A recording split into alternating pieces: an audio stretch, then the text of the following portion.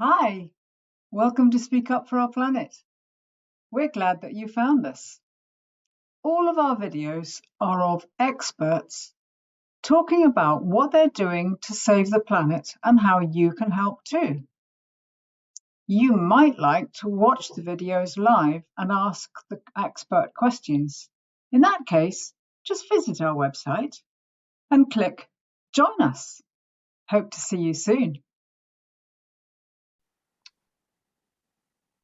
Can you see that? Yes. Okie dokie. So Shally will introduce Spice for Life, her business, and then she has a few points that she wants to make about, well, she'll make them herself. And then we're going to invite comments and questions at that stage. And then we'll take a second part to the session where she's going to specifically talk about lentils, dry pulses, batch cooking, and making your kitchen sustainable. And then there will be another time in which we're going to invite comments and questions and so forth. And she's actually going to do a demo for us, which I think is extremely brave. And the end result will be cooked from runner beans and potatoes. And the only sad thing is that we won't be able to taste them, but we'll be able to see them. So with that, I'm going to stop sharing my screen and invite you all to mute yourself if you haven't already, so that we don't hear your dog barking. And I'm going to hand over to Shally. Thank you, Jane, and thank you for inviting me here today. I'm Shally Bhalla, and I run a cooking school called Spice for Life. I started Spice for Life in the lockdown with the aspiration of teaching people to cook. Unfortunately, we couldn't bring people into the kitchen, so I decided to create a food pickup service just in my local area, serving my local customers here. And needless to say, the food was highly anticipated, and what I was really surprised was it was attracted to the older generation because the food was freshly prepared, fresh vegetables, fresh lentils, prepared on the day in the morning of the delivery. And so cooking is a passion of mine. I'm a single parent and have been for 18 years. And so cost saving, living a sustainable life has always been a natural way of being for me. And also a full-time mother, so time is also important. So, sustainable cooking, sustainable everything, making things sustainable for the environment is very much at the forefront of where we are today. And it's the talk, it's the gossip, it's the discussion points everywhere we go. So, with that in mind, I'm today bringing you I'm going to go through the agenda as Jane illustrated. I'm going to talk a little bit about your kitchen and the important things you need to befriend yourself with in your kitchen, right from the basics of the types of the pans that you use, knives that you carry, and the general, the way of being in your kitchen, the way you befriend your fridge. And then I will also go on to talk to you about the ingredients you use for day-to-day cooking, vegetables versus meat, and also talk a little bit about lentils and pulses. And, Indian cooking being my speciality, by default, we have a lot of fruits, vegetables, and pulses in our diet anyway. And so it's almost second nature for me to bring this to you today. Okay, so let's start with the first item. So first of all, why do we need to help the environment? And why do we need to prefer vegetables over meat? Now, let me give you a statistic. Did you know 1 serving size of meat cultivates 20 times more greenhouse gases than the same size plate of vegetables? That's a big comparison. At the same time, it also takes 100 times more land to cultivate and create meat and meat-related products compared to consuming vegetables. And then the third item is red meat takes up twice as more water and has more water impact than producing nuts. So these are big statistics, and if you think, globally, the amount of meat consumption that we have versus how much vegetables we have, vegetables become more important. And so it's really important that we start changing the way we think and how we behave and how we carry ourselves for the environment. So I'm going to share some tips with you. So the first one is eating seasonal vegetables. In the more developed countries, we've gotten used to receiving vegetables, fruits, vegetables out of season. This is actually impacting the global food chain. So what's actually happening is that we are cultivating the same vegetables rather than paying over the odds for out of season vegetables and fruits. So in order to save your pocket, the first thing is eat seasonal vegetables. The next thing is, I would say, is start thinking about exploring in different cuisines. So, we're used to Indian cooking when we go to the restaurants. Try bringing the Indian food home. Try new recipes, new vegetables. So what I'm going to do is I'm going to share with you two vegetables that you may or may not have heard of. Now, forgive me, these are in packets, okay? But these are the frozen variety. The first one is fenugreek leaves. Have you heard of fenugreek leaves? Some people have, some people haven't. It's a basic staple in the Indian kitchen. You can find the fresh variety. This is one of my favorite vegetables. It's high in the B vitamins and very good for women, I will say, in terms of its nutritional makeup. And it's fenugreek leaves. You can get the fresh leaves from an Asian grocer. Ask them for fenugreek, or also known as methi. Nowadays, in some of the more bigger supermarkets, you can get the frozen pieces, and these can be mixed with potato, with a bit of salt and chili, and stir fried, and put in a pita bread or in a wrap and eaten. So that's fenugreek leaves. Those can also be added to chicken, fortunately. The next one is okra. I've also got frozen okra. So that's another vegetable. And you can get so many different varieties of vegetables. Indian is not the only cuisine. Mexican cuisine, African cuisine, the use of yams, banana leaf. So the other one is bitter gourd. Have you heard of bitter gourd? No, unfortunately, I don't have one for demonstration today.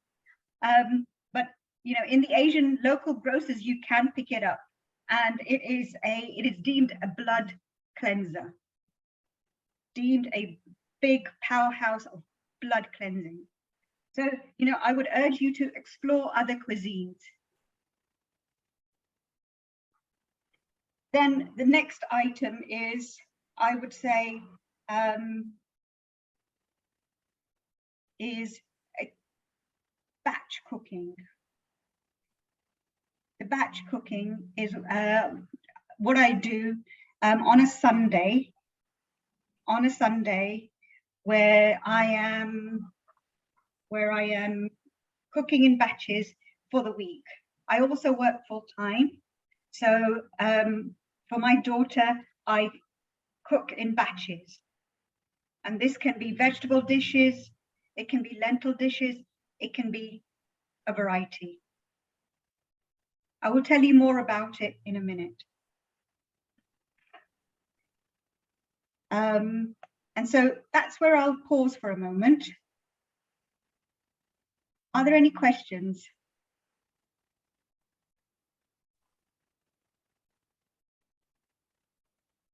I hope you're going to explain a bit more about batch cooking, because I know what you mean. You know, I presume what you mean is make much more than you need and then divide it into portions and freeze it, that kind of thing. Yeah, absolutely. Because I realized I was going into my second part. So I thought, let me start the cooking. And then when I've put that to rest for it to simmer away, then I will start the batch. I've got lots of props here. So, okay. So do we have any questions in terms of what I've talked about? No?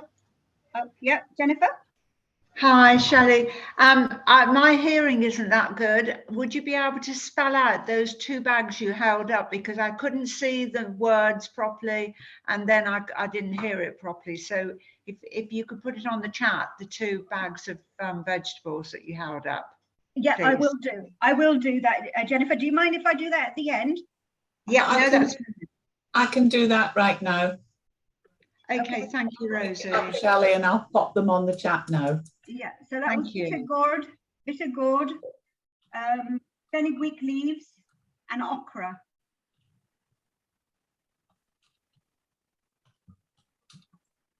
Okay.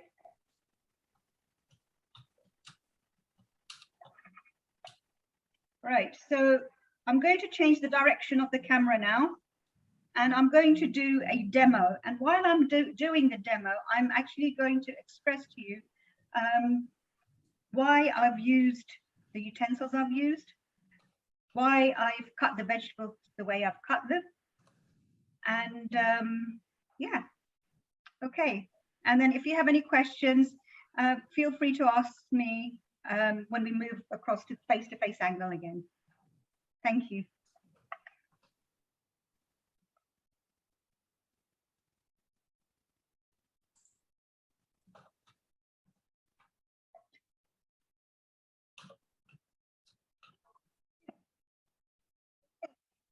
So what we have here today is I'm going to do a really simple Indian recipe for runner beans and potato. Okay, runner beans and potato. It's going to be a dry curry. Curry I normally deem to be with a liquid next to it, but it's a dry stir fry. So what I've got is a non-stick pan, and I don't know if you can see, it's about 3 inches deep. 3 inches deep, and I've got about 1.5 tablespoons of oil in the pan, and I am putting it up on gas mark 3. Give it a few minutes. Let me know if you can't hear me, okay? Please shout if you can't hear me. Right. And I have got my vegetables. You see that? Vegetables cut into triangles. The potatoes are cut into triangles. The runner beans have been chopped to about 1 inch long. So basically, I want them to cook at the same speed as the potato. Okay, that's about 100 grams of runner beans and 1 potato I've cut, 1 medium-sized potato. Shally, is the potato cooked already, or is No, it's uncooked. It's uncooked. Okay. Yeah. So I've just prepared it in terms of just cutting it and ready to put in the pan. Okay. One thing I forgot was to turn on my electric cooker. But I'm just going to put it on full heat. And so you have my spice box. I'll just give you a quick demo in terms of what I'm carrying today. I've got salt. Let me know, you see that? Salt, turmeric, cumin powder. I've got ground coriander, chili powder, dry fenugreek leaves. That's the ingredient, the wet, the fresh version I showed you in the packet. This is the dried version used in a lot of Indian cooking. And then I've got garam masala in the middle. So for today's recipe, I'm going to use half a teaspoon of so probably 1/3 teaspoon of salt. You can do salt to taste.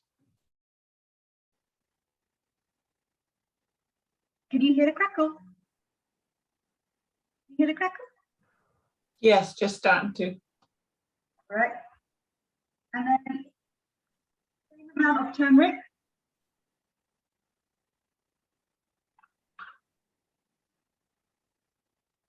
And same amount of chili. Again, chili and salt can be to taste.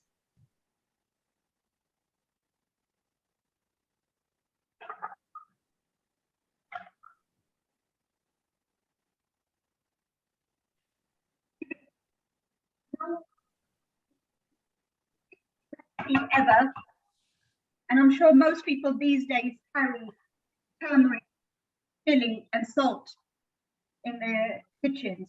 I've washed vegetables and they're going straight in. So when you're cooking, the size of the pan should be enough for the contents of what you're cooking.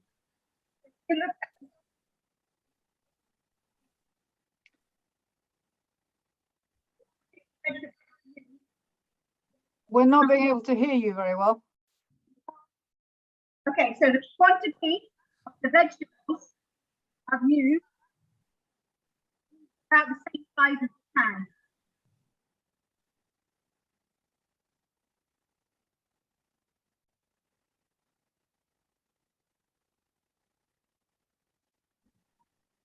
Okay, I've covered that up. And I have left it to simmer at gas mark 1.5. Can you hear me? Yeah. Okay. Right. So I was explaining about the pan. So with the pan, what they say is you should only use the right size of the pan according to the quantity of the ingredients that you have. Okay. So don't overfill the pan because you need vegetables. The vegetables need some space to cook in and the steam to rise. Don't overfill the pan, but it shouldn't be that you're carrying half an empty pan. Because I shared with you a pan I bought earlier, and I'm going to just change direction. I'm going to leave the runner beans and potatoes to cook for about 10 to 15 minutes, and probably by the end of the talk, you'll be able to see the finished product. And that was really quick.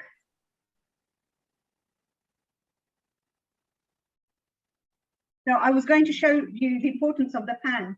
So this is the smallest pan I own. You see that? About 1.5 inches and about 10 centimeters in diameter. And I fry eggs. I make my omelets in there. Just when I'm heating little quantities, I use the pan. So, you know, it's really important to change the mind. You know, I do cooking classes. I've done a few cooking classes in people's homes, and how much it hurts for me to see people using the wrong quality of pans or the wrong utensils. Because what happens is, you know, if you've got a cheap pan, it's going to burn your vegetables quickly. You're not going to get an even distribution of heat, and you're probably going to have to cook for longer. With a good solid pan, you've got even distribution, and you know, it's going to take a smaller quantity of time for it to cook. And it won't burn. It won't stick to the bottom of your pan. You know, your vegetables won't stick to the bottom of your pan. A thin base doesn't work. The other item in the kitchen that I think people should get acquainted with is their knives. Okay, knives and potato peelers. A good potato peeler or a vegetable peeler goes a long way. Amount of times I've seen people using blunt knives to peel potatoes and taking off more skin than they need to. And so it's really important that you invest in good knives, good potato peelers. And my favorite two knives are these. You know, I picked these up from a local, well-named hardware store. I'm not sure if I'm allowed to, you know, call out names, but really important to get good knives and good pans. So that's really important. In terms of when we're cooking, it's really important to think about, you know, planning ahead. So when we start cooking, planning ahead is really important. So let's start from the beginning. You know, you're planning ahead. You're going to go to Tesco's. Oh, you're going to go to your local grocers, and you know, the shopping trip. Now everything is packaged. Everything is packaged with plastic bags, things like that. And so what I've tried to do is, where I can, try to get unpackaged fruit and veg. I've even tried going to the local grocers. And so is you can pick these, can you see, like nylon bags with these retrievable, you know, ties. And I bought a 10 pack, different size, for my green chilies, for my potatoes. You know, I bought 10 of those, and that's what I take with me. And so I'm not using the plastic packaging that's coming out. So when you're going shopping, that's really important. And we talked about buying in-season fruit and vegetables. Explore other cuisines.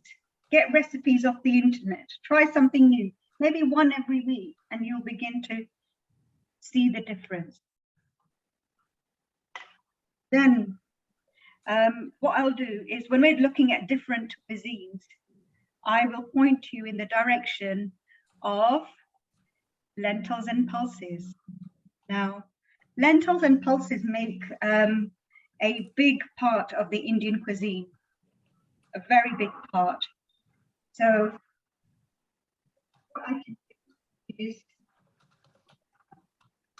to just twist the camera a little bit, and I'm going to show you some lentils.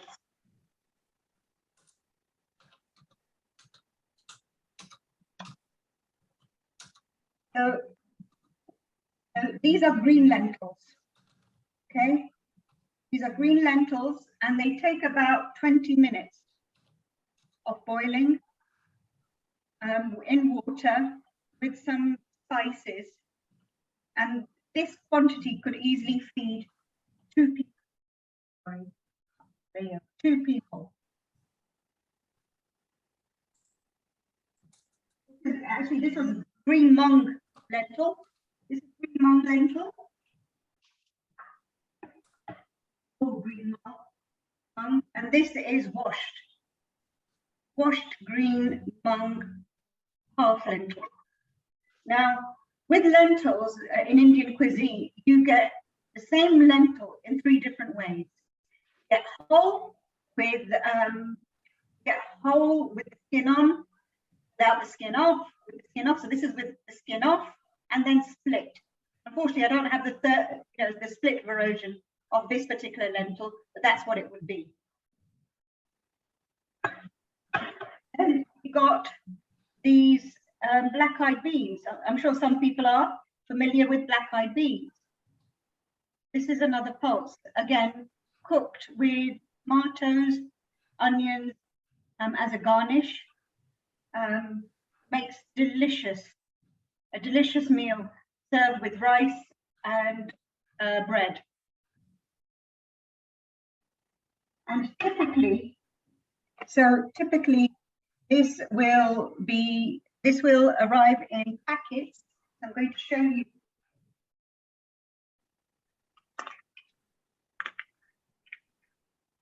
A lentil packet. This is a kilo. This is a kilo. So this is a kilo of a mung split yellow lentil. This is a kilo, and this will probably set you back about £3. £3, but this is what my daughter and I will probably go through in about, I don't know, if we have it once a month, this will probably take 6 months to finish. 6 months to finish.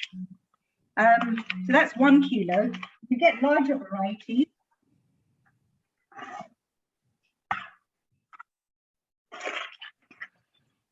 This is chickpeas, black chickpeas, and that's 2 kilos. And this is going to last me a year. If I cook it once a month for my daughter and I, this is going to last me a year. And typically the cost of this is £4. £4 to maximum £5, depending which area you go into.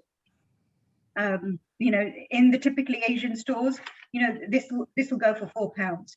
And so imagine this lasting you 12 servings, if not more. And again, this can be served with rice, bread, eaten on its own with salad.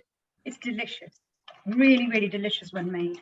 And all of the vegetables, all the lentils and pulses that I've shown you today are high in protein and fiber and B vitamins. I can't say enough.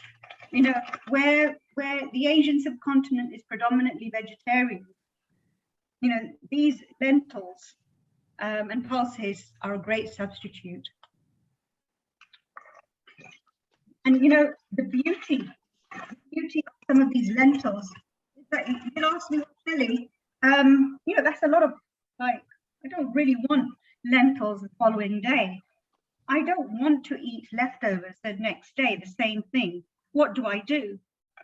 Now, the beauty with lentils is you can actually make it you can eat it in 3 ways. So lentils can be eaten with rice. You can have that with cumin rice, rice and peas, onion rice, vegetable rice. So that's the rice accompaniment with lentil. You can have lentils with bread, Indian bread. So here's one I prepared earlier. And it was actually made from flour. I don't know if you can see that or the light shining on it, but this is just normal flour, which, most people make on the day or the day before. And you know what I learned to do? I learned to freeze it. My mum's never done it. None of my family did it, but I experimented. I started rolling it into doughs. And you know how in pizza recipes and baking, English European baking recipes, they say, well, if you've cooked, if you made too much dough, freeze it, use it another time. So I thought, you know what, let me try it with my chapati flour. And I did the same. And I made the dough and I froze it and I put 6 little boxes of them and that'll last me 2 months if I use one a week. Now, the added bonus is with lentils. I didn't give you the third variety. So I said to you, lentils can be used with rice, with different types of rice, with simple bread, just the simple bread. But when you've got leftover lentil, you spice it up with a little bit more spices, whatever spices you want from my spice box, right? And you make fresh dough from it. Fresh dough from this, and you make it into a lentil dough. So you know how you get tomato bread? You have tomato bread, you have cheese bread, all those different breads that we get in the European cuisines. In the same way, the Indian cuisine, when we have leftover lentils, we process it in our food processor and make a dough, lentil dough out of it, and cook, bake a bread. And it's the most simplest thing ever, once you know how to do it. And then that can be eaten with cottage cheese, yogurt, anything like that. So what, you know, that's your lentils. That's your lentils. Are there any questions on lentils so far?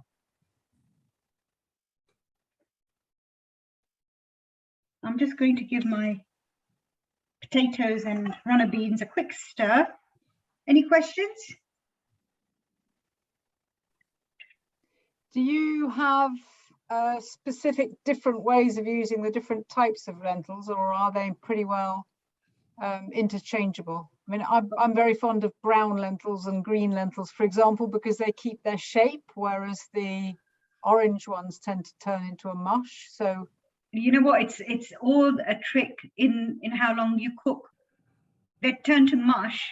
So what you can do, and in Indian cuisine, you can mix your lentils. So the orange lentil is mixed with the yellow lentil, right? And we make not a thin soup, but a grainy soup. Okay, a grainy soup, and then we temper it with onion and a little bit of butter. So you temper it with, and you can put cumin, roast it with cumin. You can, cumin, you can put some garam masala in it and have it. And, you know, so the accompaniment in Northern Indian cuisine is red and yellow lentil. Yeah, and then tempered with a little bit of butter and onion.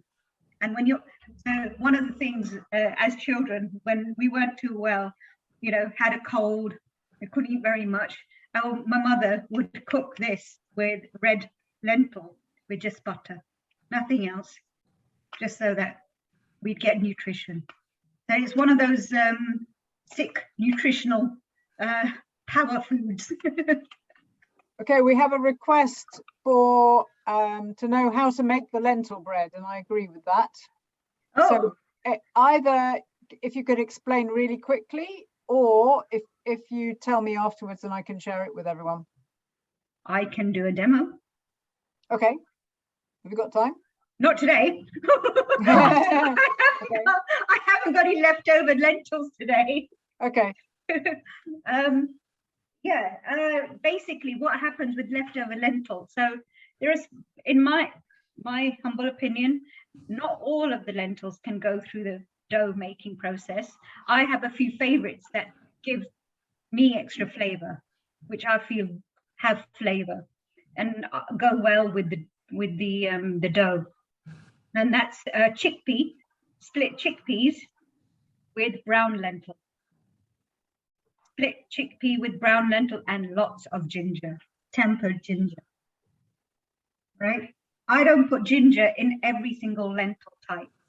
There are certain lentils, so, you know, not all the lentils have the same characteristics. So, you know, like I mentioned, you know, the mung dal is, yellow dal is easier to cook, quick to cook, and is a superfood for the sick, right? But then what we have is the brown dal, so the one that you taught, urid dal.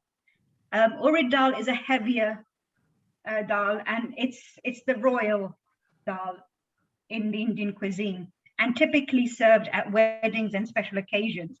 So it's very rich, usually served with cream, and that typically has ginger in it, and have to serve ginger with it because it's got characteristics of being gas producing. And in order to circumvent that, you add the ginger, to make it more digestible. But all the same, it still has, nutritional qualities. We better let you stir your beans. Hey? Oh, yes, you put your beans in there. Yes. Yes. You know what? I really need to give these beans a second.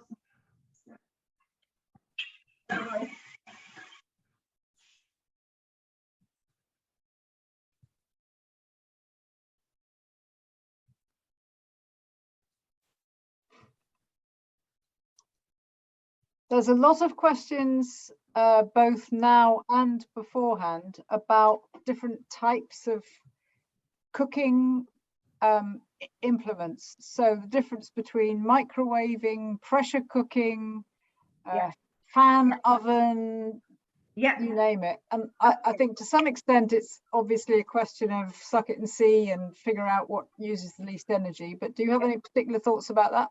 Yeah, well, I'm just going to finish off one thing on the lentil. Okay, you asked me, is there a different way of cooking them?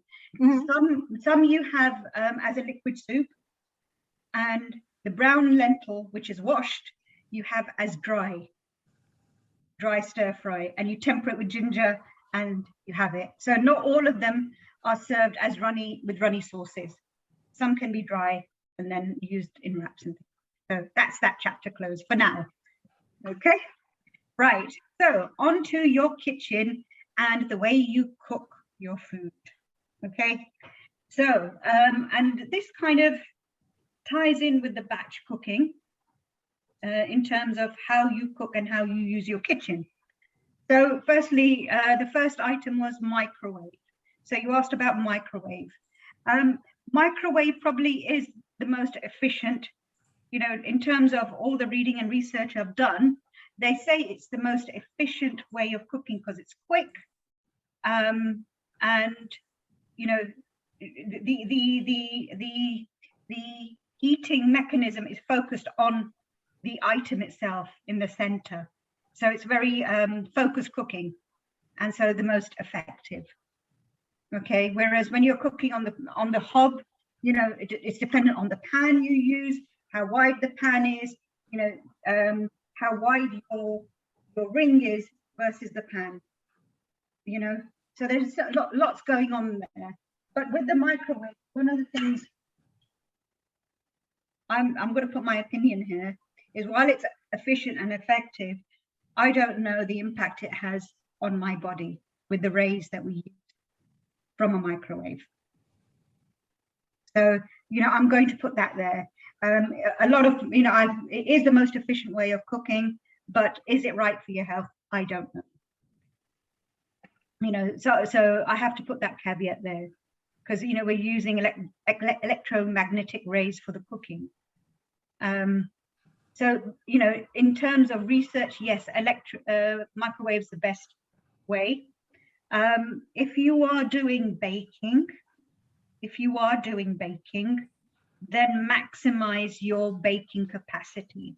So when I'm batch cooking, I batch cook my lentils, my pulses, and I don't cook for 1 meal or 2 meals, two sittings. I cook for 4 sittings.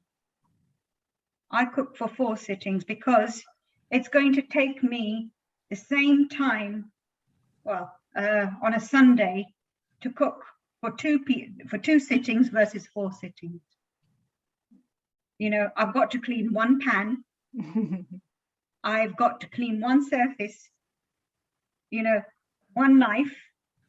Whereas if I did it 4 separate sessions, it'd be 4 separate cleaning sessions. I don't need that.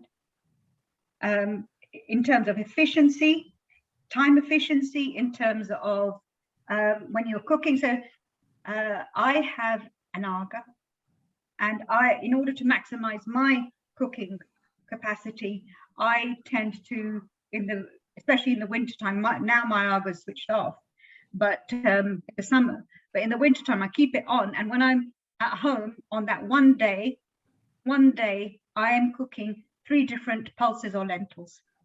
And I cook them in, I'd say probably 10-inch deep pans, about 250 grams of lentil or pulse. And I will cook, and I'm going to share with you, I should have had it prepared earlier, in glass Tupperware, which is freezable. It's not plastic, it's freezable, and it goes into the oven. Okay, yeah, and it goes into the oven. It goes on like that. A little bit, it's more expensive to buy than your plastic boxes, right? But it's sustainable and it's reusable, right? And what normally tends to happen is I will not fill it up completely. I will leave about 25% space there, so that when it defrosts, and then, you know, at room temperature, I put it back in the oven to heat. It's my serving dish, so I'm not wasting water either to clean, you know, to use another utensil, right? So for me, I need to minimize my touch points. I need to minimize my washing and save water. So, you know, these are small changes in our behavior that make a difference, right? And so in terms, so that was batch cooking. I never cook for one sitting. I try to cook for 4 sittings for 2 people. Obviously, when you've got a bigger family, maybe 4 sittings, and then storage may be a challenge, you know, in all our homes. So I understand that. But, you know, for a family of 4, if you can, try to, you know, try to cook for 2 sittings at least at home. You know, think about what your bases are. You know, think about what your bases are. So like when I said to you, I cook dough, I cook the Indian dough, you know, which I showed you with the flour, and I make 5 lots of these. That's it. It's plastic, but it's reusable. So, you know, anything that I've picked up from the takeaway, I don't throw away. I'm a hoarder of anything that I can keep and reuse until it dies, right? And so in here, I put my dough, and it's enough for 2 people. I freeze it, and then I take it out, and yeah. And again, somebody wants to know where you get split chickpeas from. Split chickpeas, right? So I don't know where you're located, but split chickpeas you can definitely get from your local Asian grocer. I would say Asian grocer. Tesco's, when they in their Asian aisle, they tend to have mung dal and split chickpeas usually. You know, so I've gone into Tesco's and I have picked them up. Sorry, no more name dropping. What else? And also, when you do online shopping, even if, you know, the physical online, physical in-person experience may not be fruitful in obtaining all these lentils, you can get these things online through your local supermarket online service, for sure, for sure. The one thing you've got to remember, and I'm going to emphasize this, is some chickpeas, some lentils will take overnight soaking, okay? So you will need to soak them overnight to get the result you need. Yeah, you will need to soak vegetables, you know, and this is a little bit of preparation for not much. You know, you've got the nutritional value. You know, these lentils are so versatile. I could probably write a book, 101 recipes on lentils and pulses alone. And that's ranging from making it with rice on their own in 5 different ways, with the flour, without the flour. And then we haven't even touched the vegetables yet. We haven't even touched the vegetables. So, you know, the aubergine. The aubergine comes in 3 different varieties that I know of. And we cook them in 3 different ways. Actually, 3 different ways at a basic level. And then you can go in all sorts of directions. So, you know, the aubergine can be cooked in 3 different ways. You've got 3 different varieties. You've got peppers, green peppers, small peppers, stuffed peppers. The other thing is vegetables as leftovers. What do you do with leftover vegetables? You know, I've gone into, dare I say it, restaurants where I've not liked the food and actually not liked the food, but I could not waste the food. I'm not a food waster. So when I go into a restaurant and I don't like the food, I will take it home and I will reconjure it. Yeah, I will reconjure it. Okay. You know, the other day we went to a Middle Eastern restaurant in a well-known shopping center. Beautiful restaurant, paid a really good price, and I tasted the meat and it did not have any flavor in it. So you know what we did? I made up my curry sauce, my lovely curry sauce with lots of, you know, tomato, onion, cumin, and these are grilled meats. And I threw them in the sauce, simmered it for about 10-15 minutes, and then had it with rice and bread. And there you go. So the food wasn't wasted. Okay. In terms of your fruit, in terms of your vegetables, you know, leftovers can be eaten just on their own. So the green pea, the runner bean and potato recipe I've just shown you, we have it with yogurt, we have it with cottage cheese, we can have it with bread, we can have it with rice. So many different choices. You can put it in a wrap. Now, let me tell you, you know, like fenugreek. So typically fenugreek is made with potato. And so oh my God, it's a household favorite. Fenugreek with potato. You can make it on its own. You eat it with the Indian bread, but then you can stuff the Indian bread with it. So, you know, you make 2 slices of these and then you stuff the filling in the middle and then you give it a good, flip on the pan. And if you want, yes, you can put a little bit of butter in it and have it with cottage cheese. Right? Sounds delicious. It is. I think all of our mouths are watering. I think we need to have a bit of a session answering some of the questions that have come in. Are you ready to show us your bean and potato dish? Yes, sorry, I've gone over time. I got carried away. No, you're all right. You're all right. So it's a bit of a mess now here. You see that? Yeah. So, cooked. And you didn't very much. You see that?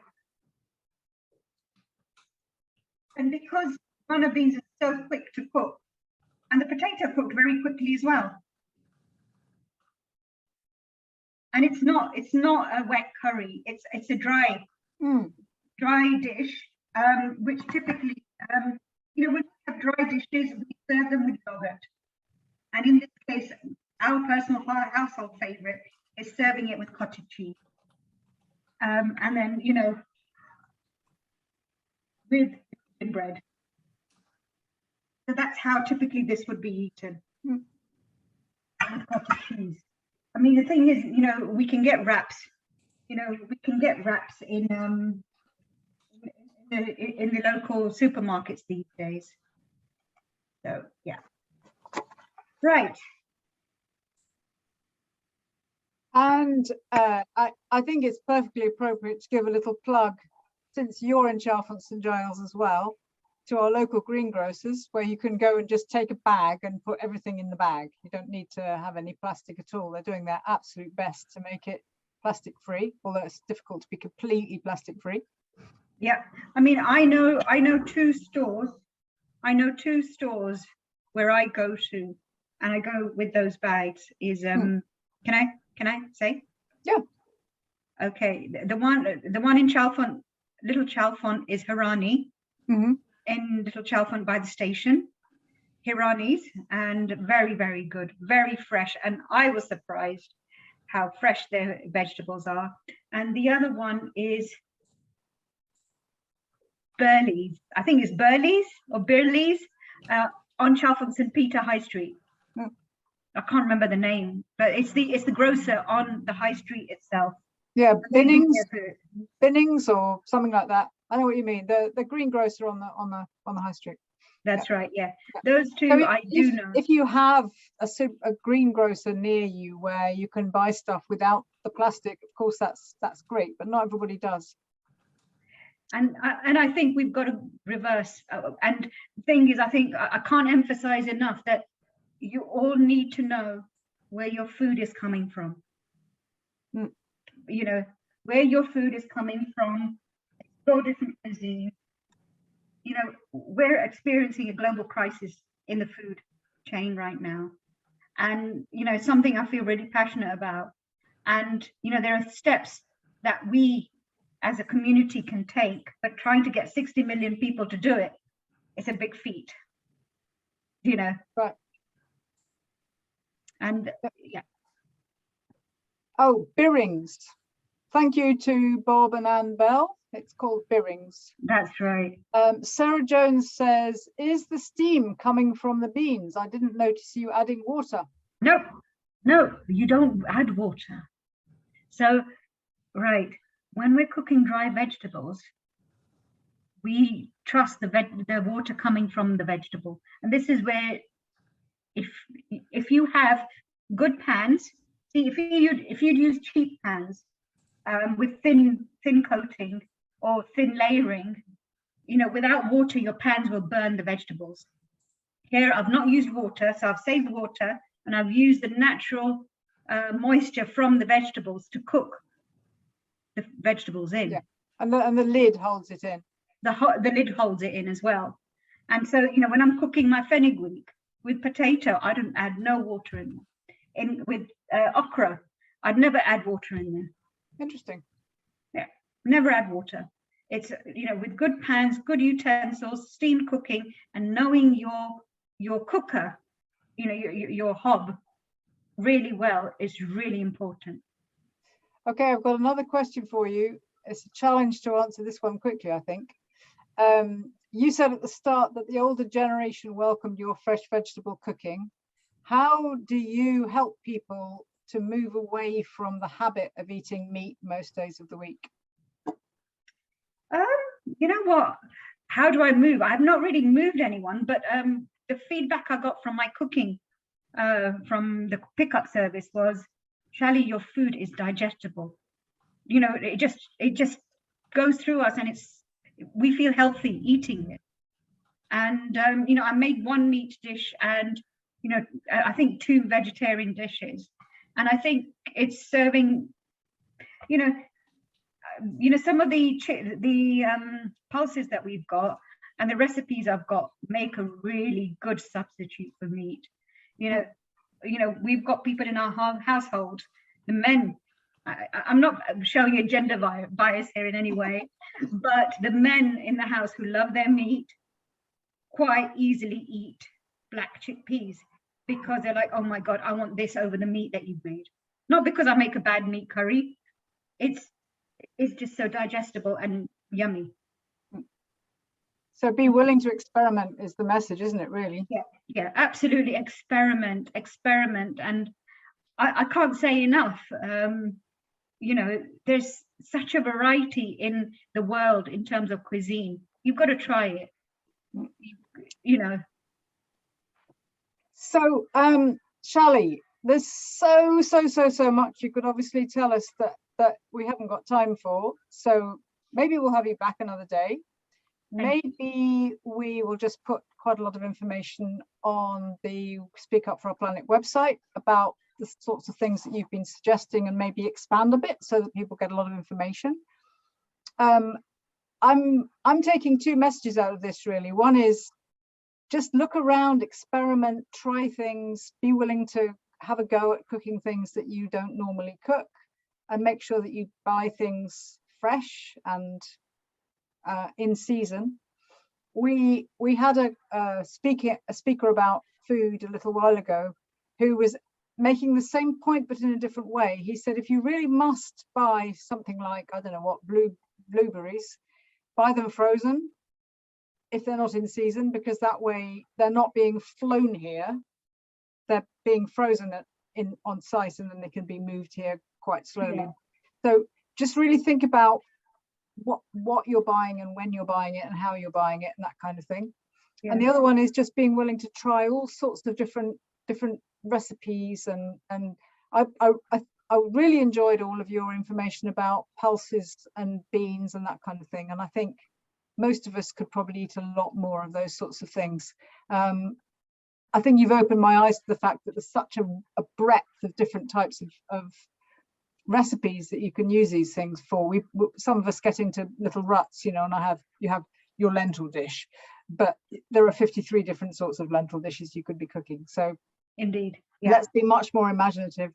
And there are quite a few messages up here. Somebody said Amersham Vegetable Market on a Tuesday is non-bag mostly. Not everybody here is local, but you can all look around and just make sure, see if you've got a local market on a Saturday morning or something like that, where you can fill your bag full of apples and potatoes and everything without them needing to be any packaging at all. You just throw it all in your shopping bag. Yep. Somebody has just added, does anybody else find they eat more vegetable-based meals at home and then feel that you must serve meat when you have friends around for a meal? That's an interesting question. Let's have a show of hands. Is there anybody who does feel that when they have friends around, the kind of, it's not quite, what are you thinking, Rosie? It's not quite generous enough. It's not quite hospitable enough if you don't serve meat. Yeah, I think there's still a big, meat is something, you know, you've got to make meat for it to be special. And then when I get my friends round, they go, this is lovely. And now they talk about is all these fantastic vegetable dishes they're making at home. And I think I make nice veg dishes, but I didn't make them. They're not special enough, I think, is the mindset. I just wonder if anyone else finds they're still in that mindset. Yeah, I think so a bit, but I think it's rubbish, because there's so many, you just have to be willing to really try and make, I think vegetarian food does require some different techniques, different ways of working, and possibly more spices and possibly more, just using a bit more imagination. We had our vegetarian son living with us for a couple of years, and that did an awful lot to open my eyes to the fact that you can actually have some delicious meals and they don't have to have meat anywhere near them. And anybody else, have I got any hands up? I'm having a look to see if I can see any hands up or any more messages in the chat. Oh, Anthony and Chris are saying, because of this bias, it's very easy to exceed expectations with a great veggie dish. That's a really nice point.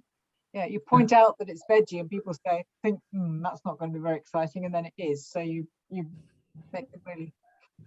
It's really important to make sure vegetables are made well. Yes.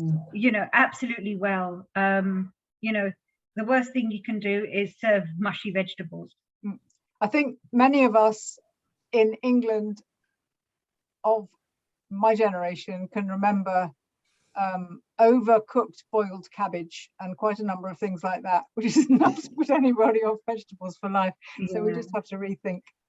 Yeah, I could give you so many examples. I had a French au pair once, and you know, I was surprised that she couldn't, well, she cooked, but she wasn't great. And she said, my mum never taught me to cook. And then over Christmas, she was like, oh, I said to her, you're going to see your family, your mother's going to cook. She went, no, she doesn't cook. No, nobody cooks in my house. Oh, I'm And- afraid that maybe a lot of households. One of the questions I was asked before this session, which hasn't come up at all yet, which I must quickly cover, several people were pointing out that a lot of people seem to use takeaway. There must be a mass of people using takeaways, judging by the amount of takeaway rubbish that you see lying around and the number of takeaway outlets that there are, and how very expensive and probably unhealthy a lot of takeaway food is. And are there people around who are really trying to help support families to be able to cook quickly, cheaply, and nutritiously at home? I did some research, and the answer is there are loads. There are all lots and lots of local organizations that are trying to do this. But the one which is a really big national organization which is doing a lot of work in this area is called Feeding Britain. Mhm. So if you take feedingbritain.org and look at their website, they're doing a lot of stuff. Okay. And again, I'll put the details on our website, but it's really interesting when you start digging around. There are a lot of people doing these kinds of things. So thank you so much, Shally. I think you've made all of our taste buds tingle, and I'm certainly feeling hungry now. Yeah.